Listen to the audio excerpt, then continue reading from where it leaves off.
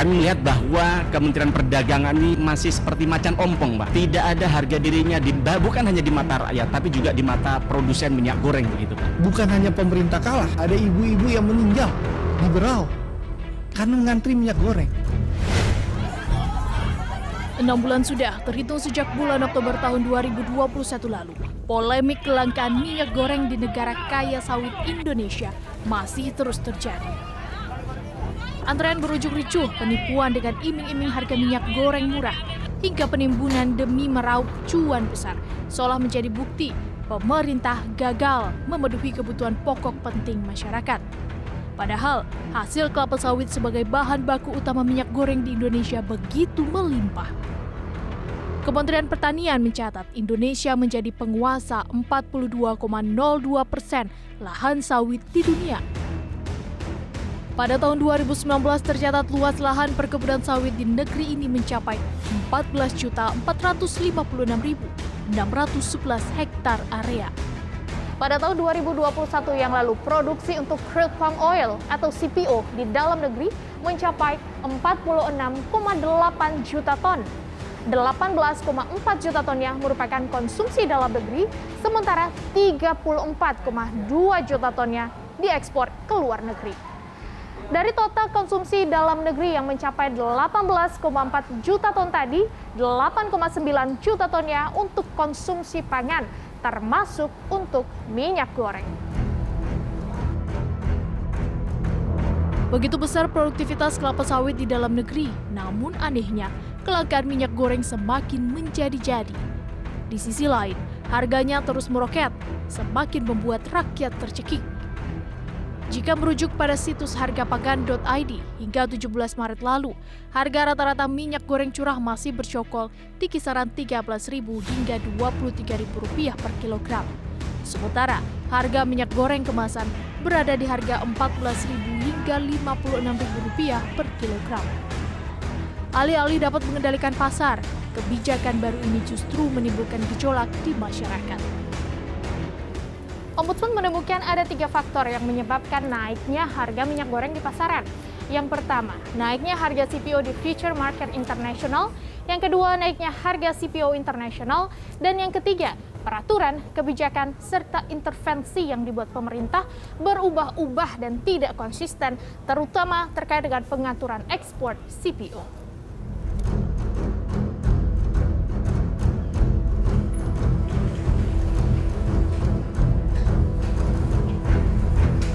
Meski sejumlah regulasi dikeluarkan, mulai dari penyesuaian harga hingga pengaturan ekspor, faktanya belum juga mampu mencernihkan persoalan ini.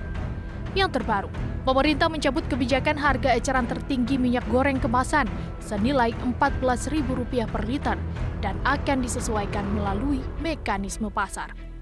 Selain itu, kebijakan lainnya, harga eceran tertinggi untuk minyak goreng curah dinaikkan dari harga Rp11.500 menjadi Rp14.000 per liternya. Ada apa ya dengan Menteri Perdagangan nih? Waktu itu DMO sempat dinaikkan, tapi tidak menyelesaikan masalah. Minyak goreng tetap langka. Nah, terakhir tanggal 17 Maret kemarin, HET itu dicabut yang harusnya Rp14.000 per liter, ini mengikuti mekanisme pasar. Akibatnya adalah harga minyak goreng di pasar itu yang kemasan premium justru naik sampai Rp30.000 per liter. Bahkan ada yang lebih dari Rp30.000 ya. Iya. Artinya kan bisa dilihat inkonsistensi dari pemerintah untuk menciptakan regulasi yang harusnya bisa berpihak ke masyarakat.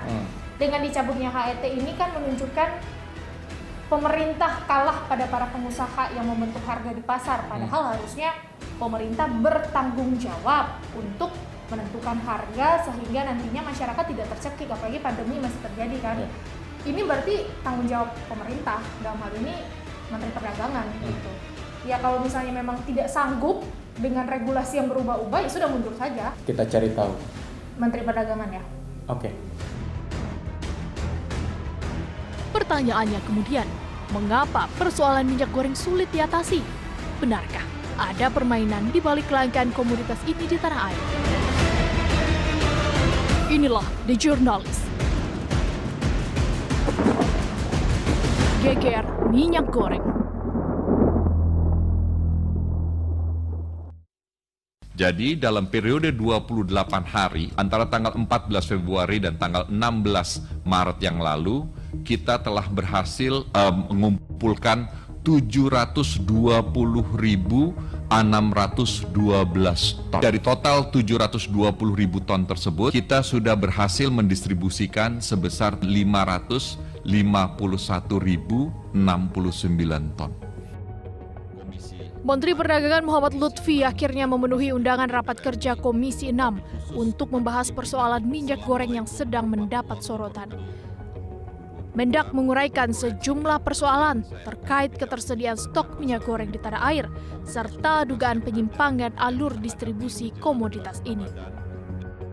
Saya pergi ke pasar, saya pergi ke supermarket, tidak ada minyak goreng. Ada 3 daerah yang mirip seperti ini, yaitu 1 Surabaya, di Jakarta, dan di Sumatera Utara. Spekulasi kita, deduksi kami adalah ini ada orang-orang yang mengambil kesempatan di dalam kesempitan. Dan ini 3 kota ini apa yang common denominator-nya adalah 1, industri ada di sana, yang kedua ada pelabuhan. Jadi Bapak dan Ibu, kalau ini pelabuhannya keluar dari pelabuhan rakyat, 1 tongkang bisa 1.000 ton atau 1 juta liter dikali 7.000-8.000 rupiah, ini uangnya 8 sampai 9 miliar rupiah. Kementerian Perdagangan tidak bisa melawan penyimpangan tersebut. Rapat yang digelar di gedung DPR pada Kamis 17 Maret lalu ini menjadi momen penting bagi para wakil rakyat di Komisi 6 untuk mencecar Lutfi yang dinilai gagal mengendalikan pasokan minyak goreng. Panjang lebar A sampai Z Pak Menteri menyampaikan, kita sudah nggak percaya Pak. Sejak Januari sampai hari ini kalau kita hitung sudah 6 permendak dikeluarkan, tapi tidak ada satupun yang berimplikasi positif terhadap kesejahteraan rakyat. Seharusnya Pak, kita sudah 6 bulan membahas ini, akhirnya ujung-ujungnya kita kalah Pak. Kita kembali ke maunya pengusaha, ya, bukan maunya rakyat. Kekecewaan anggota Dewan cukup beralasan. Pasalnya, 6 bulan berlalu, persoalan minyak goreng belum juga mampu menemukan solusi tepat, sehingga berujung mempersulit rakyat. Kehadiran negara itu adalah keseimbangan. Ketika rakyat itu tidak mampu lagi membeli daya beli, maka ada keseimbangan. Kalau gula Bapak tekan sampai 12.500, tapi kalau sawit kenapa dilepas? Lagi-lagi negara ini adalah membuat sulit petani dan membuat sulit petani tebu dan membuat sulit konsumen, tapi memanjakan pengusaha kelapa sawit. Sekali lagi, memanjakan pengusaha kelapa sawit.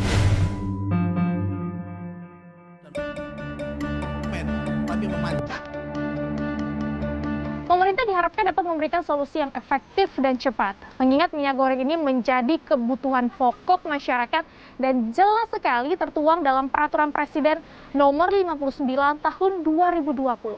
Saya dan Prasetyo akan melihat langsung bagaimana kondisi dari ketersediaan minyak goreng yang ada di beberapa pasar di wilayah DKI Jakarta. Ikuti kami. Dalam beberapa bulan terakhir, Nur Hamid dan sejumlah pedagang bahan pokok lain di Pasar Kramat Jati, Jakarta Timur mengaku kesulitan mendapatkan stok minyak goreng, baik kemasan maupun jenis curah. Pun, jika barangnya tersedia, di tengah kelangkaan minyak goreng saat ini, sulit rasanya untuk menjual dengan harga eceran yang ditetapkan pemerintah. Nur Hamid terpaksa harus mengeluarkan modal lebih besar untuk mendapatkan minyak dari para distributor dengan harga di atas rata-rata. Jadi kita ngeteng nih bahasanya nih, kita dari warung agen ke satu dan ke satu yang lainnya, dan itu pun paling kita dapat 1 kardus 2 kardus dan harganya itu di atas rata-rata gitu loh. Bisa lebihin harga yang kemarin yang katanya ada subsidi lah, ada inilah, ternyata di lapangan enggak juga gitu, malah bahkan lebih mahal itu.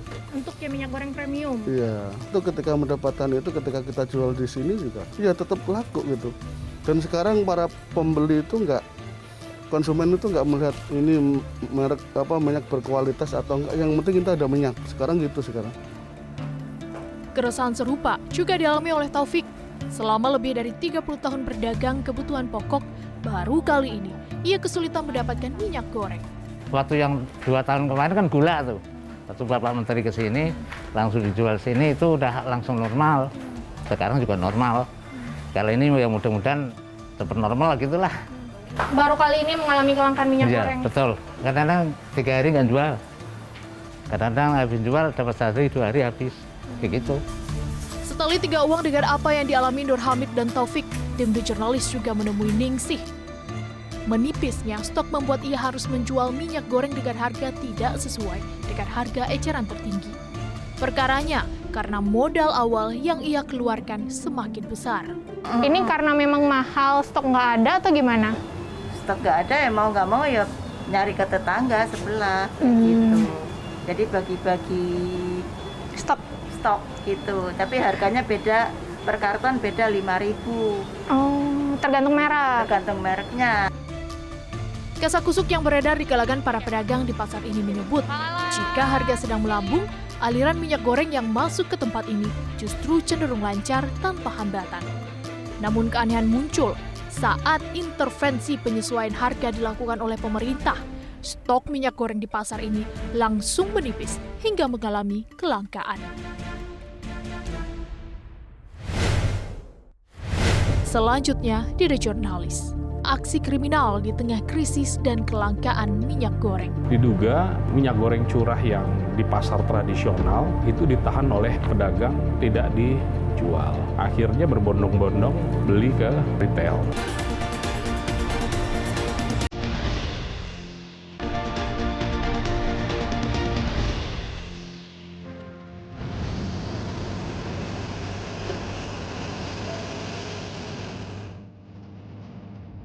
Kenaikan harga yang terjadi dan menipisnya pasokan minyak goreng berdampak langsung pada masyarakat yang menggantungkan hidupnya melalui komoditas ini.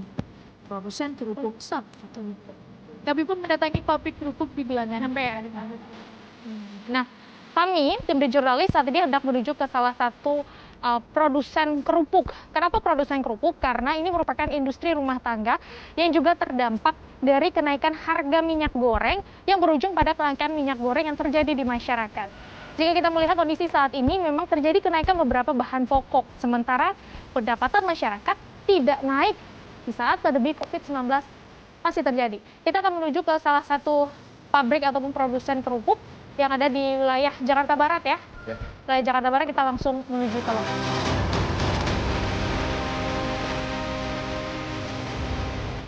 Selama 20 tahun lebih melakukan bisnis produksi kerupuk, baru kali ini Alan Permana merasakan lonjakan kenaikan harga minyak goreng yang kian menipis pemasukannya.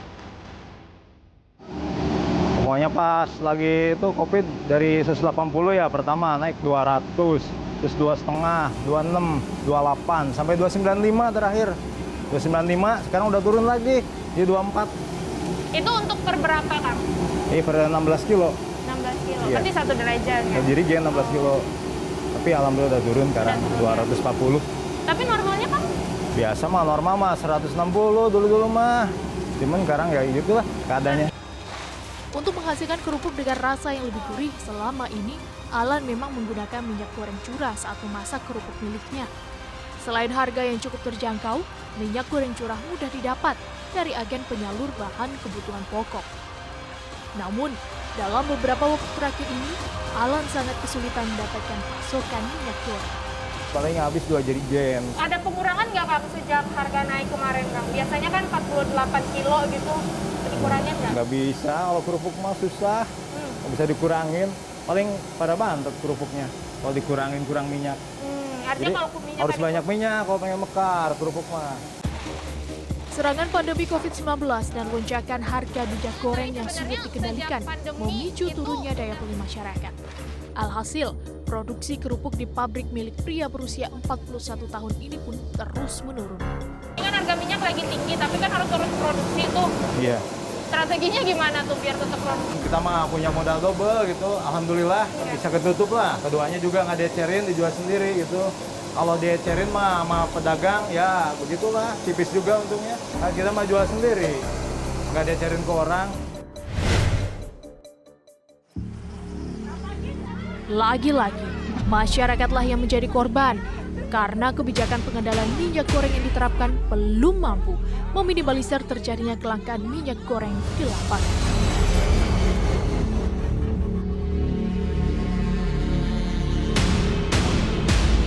Belum mampunya pemerintah untuk memenuhi kebutuhan pokok masyarakat seperti minyak goreng, justru membuka celah terjadinya aksi kriminalitas. Sejumlah tindakan kriminal muncul, mulai dari penimbunan hingga penipuan saat kelangkaan terjadi. Bagi masyarakat yang menjadi korban, sudah jatuh tertimpa tangga pula. Kami lantas menuju ke Kota Serang, Provinsi Banten.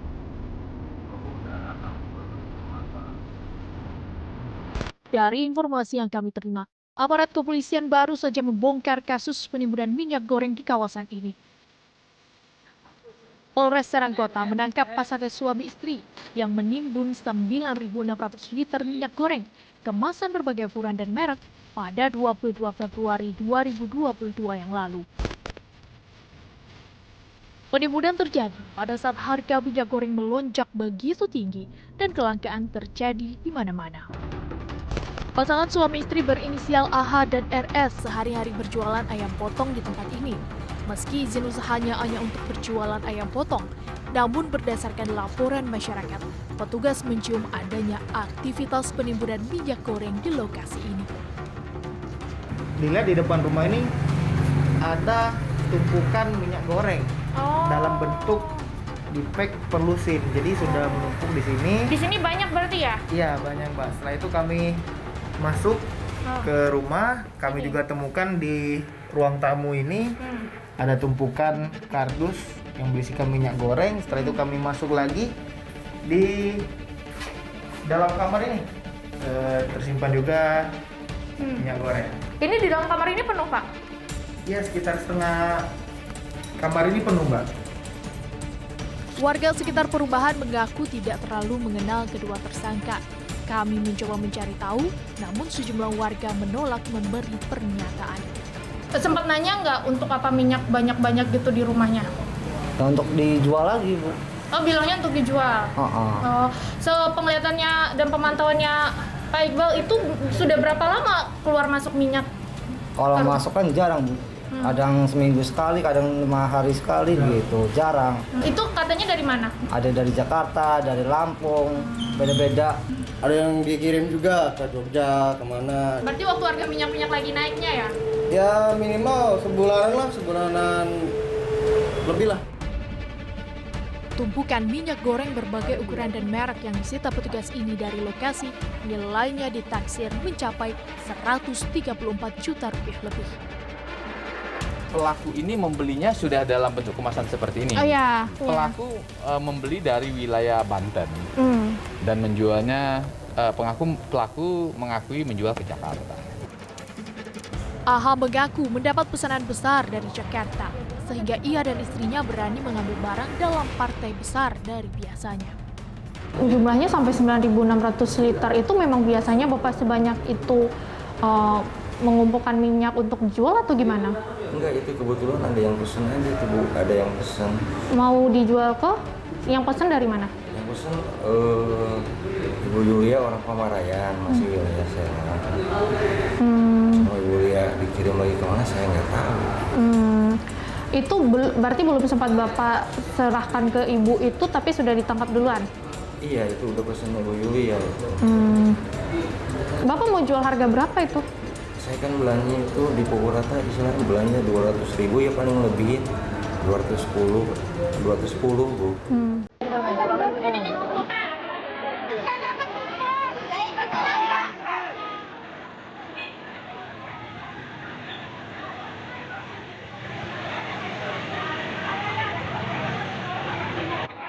Setidaknya 17 warga di Banjarnegara, Jawa Tengah tertipu hingga miliaran rupiah akibat tergiur keuntungan membeli minyak goreng murah di bawah harga pasaran. Langkanya minyak goreng, ada pihak-pihak yang memanfaatkannya untuk mendapat untung. 2 produsen kerupuk pun menjadi korban. Mandu kasus dugaan penipuan minyak goreng di Koja, Jakarta Utara. Di Pringsewu, Lampung, aksi mama berebut minyak di toko viral di media sosial. Seperti diketahui, produk minyak goreng di sejumlah pasar di Pringsewu masih terjadi Penimbunan minyak goreng dalam jumlah besar seperti di Serang dan daerah lain dengan tujuan menampung cuan maksimal di tengah krisis kelangkaan minyak acap kali berujung pelanggaran hukum. Maklum, kebutuhan konsumsi minyak goreng di lingkup rumah tangga masih begitu tinggi. Beragam upaya akan dilakukan asal kebutuhan terpenuhi, termasuk iming-iming harga murah minyak goreng yang berujung penipuan. Seperti yang terjadi di kota Jakarta Utara serta di Banjarnegara, Jawa Tengah.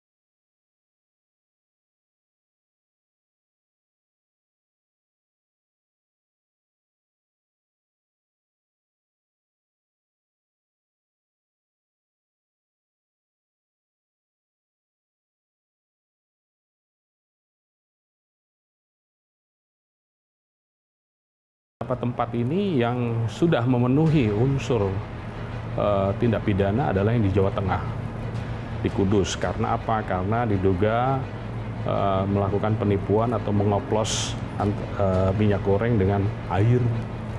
Nah, ini sudah ditetapkan tersangkanya dan saat ini sudah dalam proses penyidikan. Baru bisa dikatakan menimbun dalam tanda kutip itu kalau misalkan stok saat ditemukan, ya, atau pada saat terjadi kelangkaan kemudian ditemukan itu jumlahnya adalah melebihi 3 kali rata-rata produksi dalam sebulan plus 1 lah kurang lebih. Pak, sejauh ini sudah ada dapat info juga akan memanggil atau sudah memanggil produsen-produsen produsen minyak goreng ini, Pak, untuk soal. Jadi bukan saja minyak goreng, tetapi dari produsen-produsen lainnya. Ada potensi terjadinya kartel? Kalau bicara kartel itu kan mudah diucapkan, sulit dibuktikan. Kenapa? Karena harus ditemukan fakta adanya kesepakatan para pelaku usaha di bidang yang sama untuk memainkan harga. Nah, ini yang harus kita temukan. Sampai dengan saat ini kita belum menemukan itu. Berbagai tindakan antisipatif maupun responsif yang dilakukan sejumlah pihak untuk meredam kelangkaan, faktanya masih belum mampu memenuhi kebutuhan pokok masyarakat secara cepat.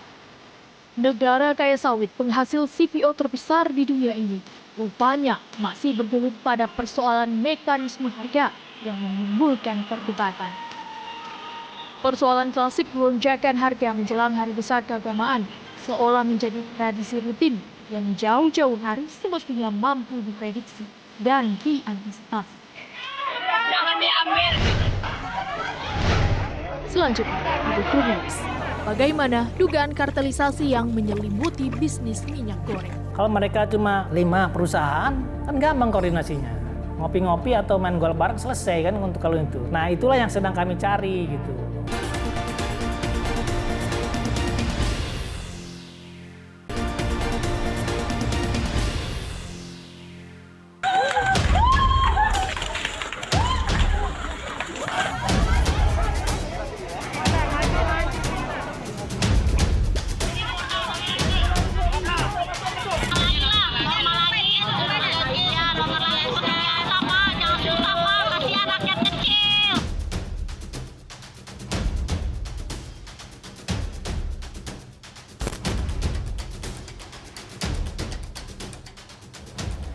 Kenaikan harga minyak goreng dalam jangka waktu yang cukup lama patut menjadi perhatian, terutama dalam mekanisme pasar dan struktur perdagangannya hingga minyak goreng tersebut sampai di tangan masyarakat.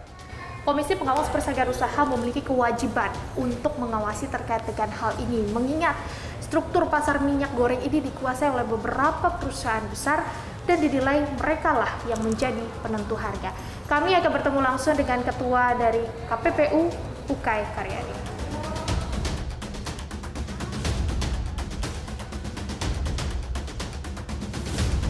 Kami, tim The Jurnalis, menemui Ukay Karyadi, Ketua Komisi Pengawas Persaingan Usaha di kantornya pada awal Maret lalu. KPPU menduga ada permainan kartel, sehingga persoalan langka dan mahalnya minyak goreng sulit diatasi. Apa hasil temuan dari KPPU hingga awal Maret 2022, Pak Ukay? Kami melihat, udah pastinya kan pelaku usaha minyak goreng ini walaupun jumlahnya 70-an tapi terkonsentrasi ya.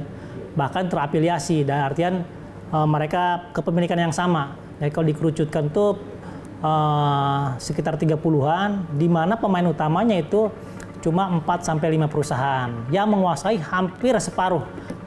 Bahkan udah separuh tuh kalau 5 perusahaan tuh. Pasar minyak goreng hanya dikuasai oleh beberapa perusahaan, 5 perusahaan saja untuk level nasional. Di mana mereka juga memiliki kebun sendiri. Ya. Nah, jadi di hulunya dia menguasai perkebunan sawitnya, di hilirnya dia menguasai pabrik minyak gorengnya. Kenapa naik kok?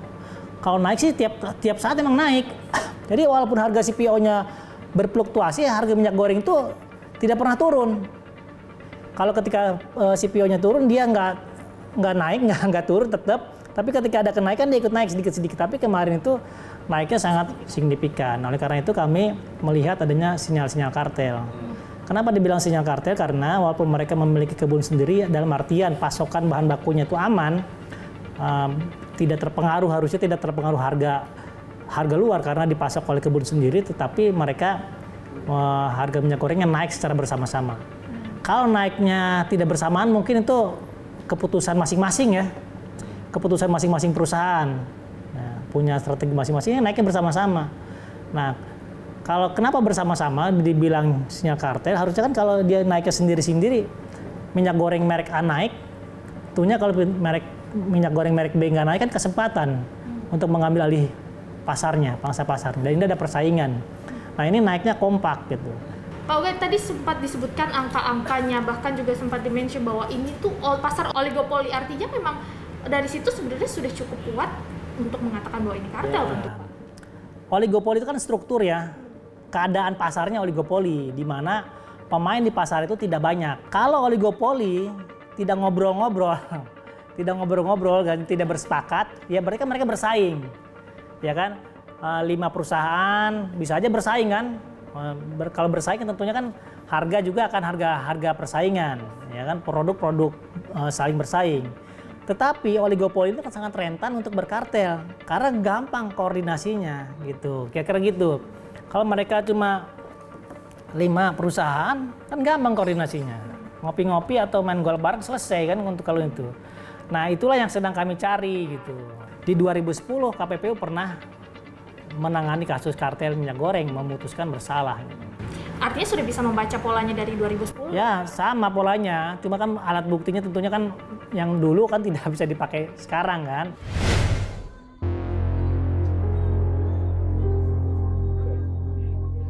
Dalam berbagai kesempatan, Presiden Joko Widodo bahkan harus turun tangan langsung melihat kondisi sulitnya masyarakat dalam mendapatkan minyak goreng.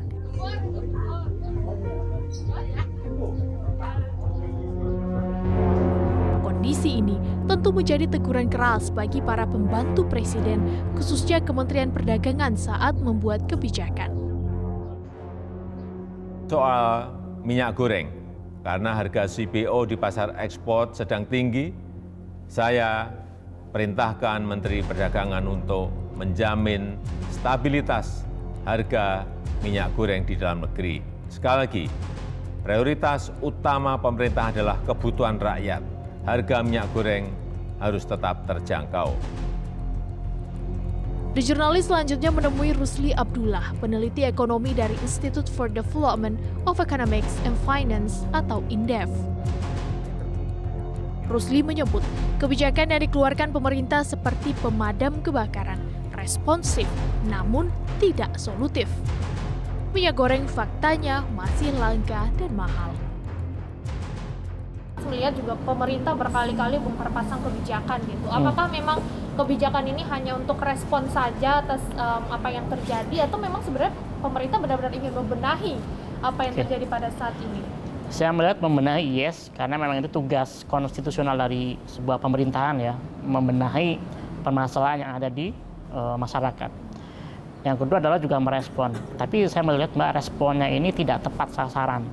Kenapa demikian? Kita lihat untuk subsidi minyak goreng. Fakta di lapangan subsidi masyarakat kita, rumah tangga ya, konsumsi rumah tangga atas minyak goreng itu di Indonesia 61%-nya itu di minyak goreng curah.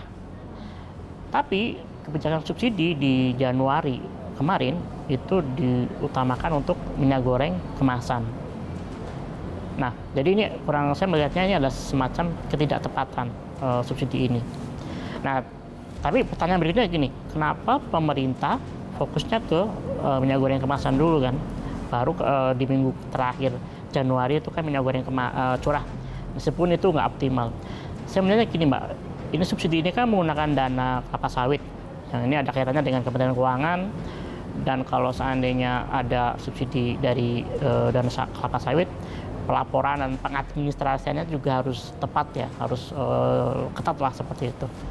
Nah, saya melihat ketika fakta bahwa minyak goreng pemerintah mau menyalurkan subsidinya ke minyak goreng curah, itu pengadministrasiannya kurang, berarti akan amburadul lah dibandingkan kalau ke minyak goreng kemasan.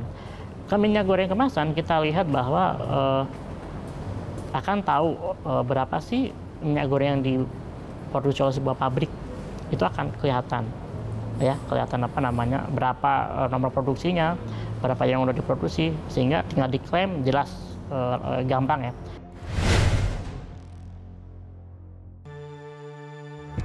Untuk mempercepat proses penyesuaian harga dan mengantisipasi ketersediaan stok, Kementerian Perdagangan bahkan menaikkan Domestic Market Obligation atau DMO untuk minyak goreng menjadi 30% dari sebelumnya hanya 20%. Kepala Badan Pangan Nasional Kementerian Pertanian Arief Prasetyo mengaku mendapat instruksi dari Presiden untuk bekerja sama dengan Kementerian Perdagangan dalam menangani persoalan ini. Karena hari ini kita semua merasakan bahwa barang ini ada, ya. Barang ini ada, tapi harganya, nah nanti mungkin sambil kita cek sama-sama, gampang kok ngeceknya. Jadi faktur itu bunyi, ya. Faktur itu bunyi, kuantitasnya berapa, kemudian dikirimnya tanggal berapa, DO-nya, ya, kemudian harganya berapa. Nah itu kita bisa telusuri siapa yang tidak mematuhi aturan yang ada. Karena udah jelas, geser-gesernya, harganya, tanggalnya, gitu ya. Jadi jangan sampai kita itu diperdaya gitu ya. Dengan, ya maksudnya diperdaya dengan kondisi hari ini, ya dengan oknum misalnya bahwa memaksa untuk harga itu dinaikkan. Di tengah kondisi kelangkaan minyak goreng yang telah berlangsung dalam beberapa bulan terakhir, anehnya sejumlah pihak justru mampu memperoleh stok minyak goreng dalam jumlah besar. Seperti yang dilakukan oleh Wakil Ketua Umum Partai Demokrat, Edi Baskoro Yudhoyono atau IBAS. Di hadapan konstituennya, putra bungsu Presiden ke-6 ini menyalurkan sekitar 16.000 liter minyak goreng dengan harga murah. Pun begitu yang dilakukan oleh sejumlah pengurus DPD Partai Solidaritas Indonesia Kabupaten Bekasi, Jawa Barat beberapa waktu lalu, tepatnya di Kecamatan Cibarusah. Kondisi ini tentu saja menimbulkan tanda tanya besar bagi publik di negeri ini. Dari mana para politikus memperoleh minyak goreng dalam jumlah yang cukup besar itu?